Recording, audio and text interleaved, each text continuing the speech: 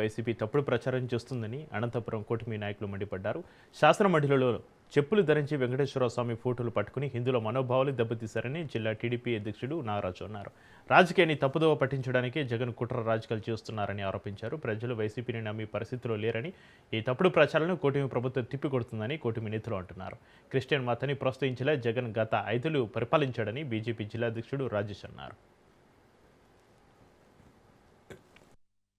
చెప్పులు ధరించి బూట్లు ధరించి మరి ఆ దేవదేవుని భక్తులను ఈరోజు మనోవేదానికి గురి చేసిన వైసీపీ నాయకులు మరి జగన్మోహన్ రెడ్డి గారికి నేను ఒకటి అడుగుతున్నా, 5 సంవత్సరాల్లోన జరిగిన దేవస్థానాలు ఘోరాల్ని ఒక్కసారైనా నువ్వు దాన్ని మీడియా ముఖంగా కానీ నీ మంత్రులు కానీ నీ శాసనసభ్యులు కానీ మరి పరిశీలించారా?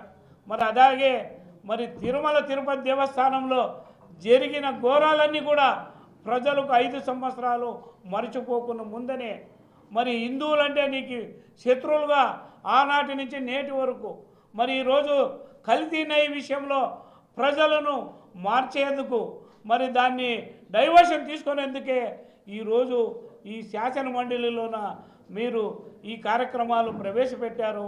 ఇలాంటి చేష్టలను ప్రజలు గమనిస్తున్నారు. మా అభివృద్ధి వైపు, సంక్షేమం వైపు, ఆంధ్రప్రదేశ్ వికాస భారత్ వైపు నడుస్తున్న సమయంలో మరి పోలవరం అయితేనేమి, అమరావతి అయితేనేమి అన్ని కార్యక్రమాలు అభివృద్ధి చెందుతూ ఉన్నప్పుడు మరి కుట్ర రాజకీయాలు, ఫ్యాక్షన్ రాజకీయాలు